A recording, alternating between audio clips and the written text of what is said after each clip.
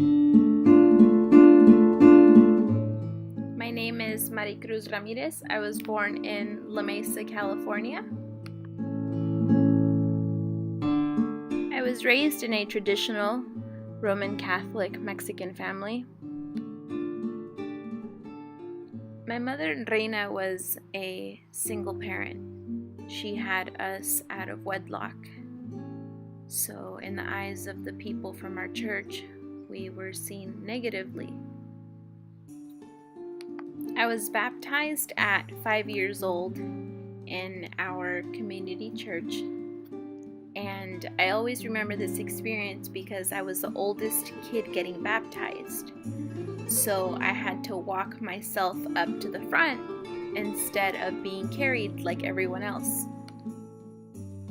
At age 7, alongside my older sister Marisol, I did my first communion. We were sent to catechism every Saturday and Sunday. We never questioned it. It was just something that we did traditionally. My mother had done her first communion, so had my uncles, so it was just something that we did in our family. At this age, I told my grandmother that I wanted to become a nun. I wanted to dedicate my life to God, and I know it would have been an honor for my family. Then at 13, I did my confirmation. It wasn't until my sister Marisol told my grandmother, "Why do we have to do this confirmation if we have never seen God? We don't know if He's real." My sister Marisol was short of her 16th birthday. She was my role model. I began to question my religion and everything I was raised to believe. I began to remember how we were marginalized in our church for having a mother who wasn't married. It even went as far as parents not letting our friends play with us because we were seen as wicked, born out of sin. This was done by the people of our church, but my mother and my grandmother remained faithful to God. I didn't want to be a nun anymore, and more questions came. Today, my grandmother and my mother still remain faithful to saints such as San Judas Tadeo, La Virgen María de Guadalupe, San Martín de Caballero, Martín de Porras, among other saints. I know that it has been difficult for my mother and my grandmother to understand why I do not practice the Catholic religion. The Catholicism that I was raised with has a lot of indigenous roots.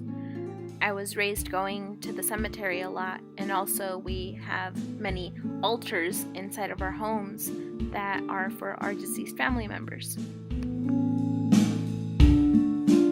Today, my community of El Cajon has one of the largest populations of people from the Middle East.